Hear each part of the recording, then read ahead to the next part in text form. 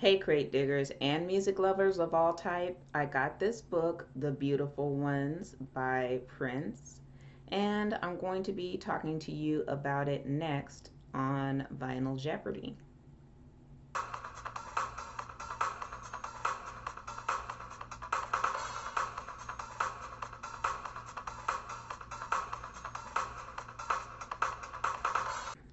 I bet I know what you're thinking.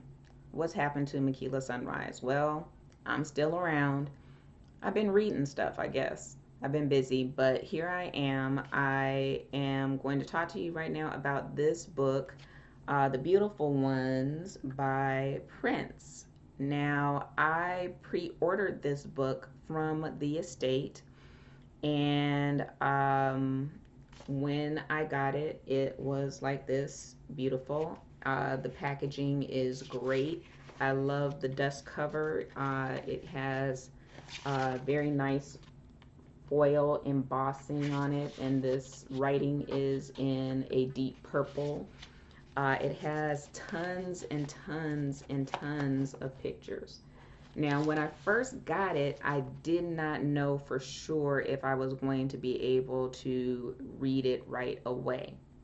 I didn't even get it on audiobook right away. And as you know, I'm an audiobook type of person. I don't really like to sit down and read anything. And then I also didn't even realize that I had also, where is it? Oh, I also didn't realize that I had already pre ordered it on Amazon as well. So this is a sealed copy. I didn't know that I had two, but when it came in the mail, I was very happy. Now I have a sealed copy and a not sealed copy. And so I didn't know if I was emotionally ready to delve into this, but it only took me a day or two, and I went ahead and got it on audiobook. And the audiobook is read by Dan Piepenbring, who was Prince's partner in this book. Not a ghost writer, but a person who Prince commissioned to assist him in writing the book. Um, and it was also read by Esperanza Spalding, who we know was a good friend of Prince, and also the other person was um, Adapero Duye. And the reading of it was pretty good, and the format was the same as the book. The book starts out with Dan Piepenbring talking about how he came to get the job in the first place of writing this autobiography with Prince. Um, and it is very enlightening about Prince's state of mind right before he died, and um, how he wanted to be remembered um, in the future. So he did want the book to be um, about his life, but about also teaching people about the music industry, about racism, about owning your own creative and intellectual work. Those are the kind of things that he was concerned about writing about. He started writing himself in his own handwriting, and that's what he would hand off to Piepenbring, who I'm still not sure exactly what Piepenbring did with that material. But in the hard copy, it does have um, scans, photographs of the actual writing that Prince did.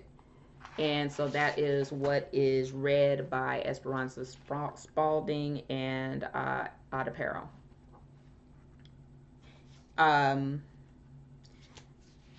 as we all know, Prince only got to write maybe, I think they said it was 25, 50 pages, something like that, handwritten pages uh, before he passed away. So he the writing is kind of scattered, kind of almost like he was just writing free flow writing of what he was thinking of at the time. And it seemed that he was thinking a lot about his parents' marriage. He talked a little bit about grade school and his first kiss, and he talked quite a bit about his girlfriends in high school, and how he very often didn't seem like he was in control. He just kind of let the ladies decide how the relationship was going to go, and how he encountered some fast girls. And it's really kind of cute. It really humanizes Prince, which I really like. People tend to think of him and talk about him as otherworldly, even if not other than human. And he really humanized himself in his writing, which I really liked. One of the things that was a little surprising is him talking about the girl that he really liked and was one of his girlfriends. Um, just didn't describe the way I would have thought that he would have. The hard the hard copy has a ton of pictures in here, which that's one that we've seen like 1,000 times.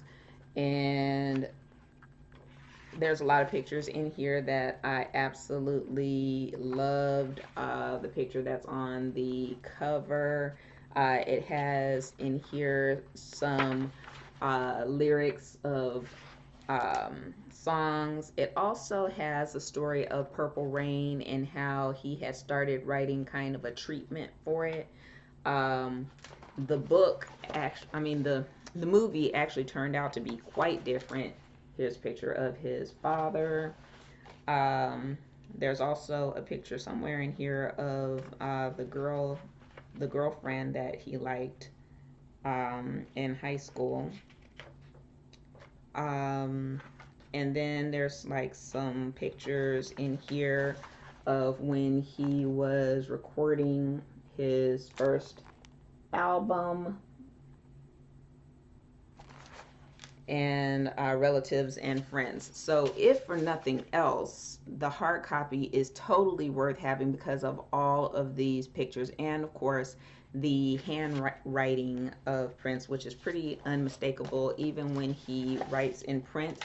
Sometimes he does write in print, like in this. Which way am I going here? Okay, so in this page, it does show print in block letters. Sometimes he wrote like that, but most of the time it was in pretty perfect handwriting, which I also pretty much write that way. I like the handwriting chart, but that's because I went to Catholic school, and they made us write that way. So here's some more pictures. There's just so many pictures in here. It's almost as if I got the feeling reading what he wrote as if maybe he was going through a photo album and then kind of explaining what was happening to him at that time. Here's one that I really like, and that is a picture of his passport in 1986. Um, there's just a lot of great pictures in here, so that to me is most valuable of the book. Now we know that it could not possibly be a true autobiography because unfortunately he passed away after only writing a little bit of it. As far as the audio book is concerned, I did like the that the readers of the book were both female. I love that because then no one can say, well, that doesn't sound like Prince, or that doesn't sound like what Prince would have wanted, all of that kind of stuff. With them being two female voices, there's really no dispute of that. There's nothing to remind us or not remind us of Prince. So that was taken off of the table. And so I liked that. The other thing that I liked about this book or one thing that of course is always my pet peeve is that everything is always revolving around Purple Rain. So I know that because this book would have been really sparse if they didn't put something in it. I don't particularly like that they put the treatment to Purple Rain or his treatment to Purple Rain in here, um, because who cares? Um, I don't think that that's relevant to his autobiography and his life. And some people may disagree with me, but I don't think the treatment of Purple Rain is a, I don't think the proper place for it is his biography. Um, one of the other good things that is in the book is there's a lot of quotes from different magazines, newspapers, interviews, different places where Prince spoke himself.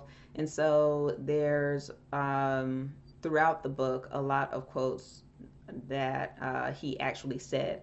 Now, I do think that is appropriate to put in here because they are things that he said about his own life or what he thought about his bands or his business or whatever it was that the quotes are talking about.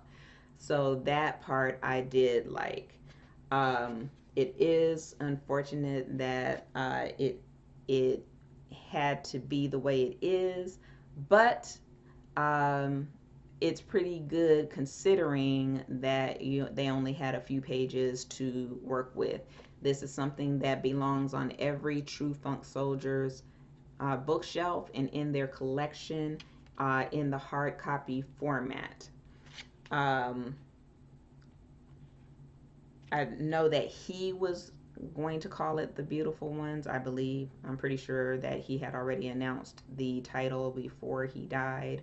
Um, I think that's interesting because I wonder, because of the title, was his intent to talk about more people in his life versus just himself, because this book is just mainly about himself, as I believe that it should be.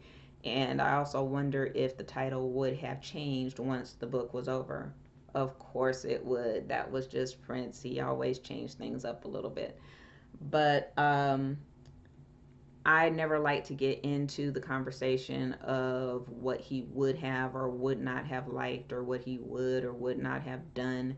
It doesn't really matter. Here's the book. Here it is now, out in the public and out in the world. What he did say, what he did write, and I appreciated getting this insight into Prince and what he thought of himself and his own evaluation of his upbringing. And also the beginning part where Dan Piepenbring is talking about his interactions with Prince. I really think that those they seem to be very honest, and there were some parts that he probably could have left out, but it seemed that he was honest, vulnerable, and just very transparent about his interactions with Prince, and I appreciated that. So, as I said, True Funk Soldiers, you need this on your shelf. If if you have just read the audiobook or listened to the audiobook as I have, you need to have this hard copy in your hands, because looking at the PDF that comes with the audiobook, it does not do justice to the pictures and the writing that is in this book. So, once again, tell me what you thought if you read the book and what you think of the fact that they put out a book that has just partial information. I'm Makila Sunrise, and this is Vinyl Jeopardy. These are my records.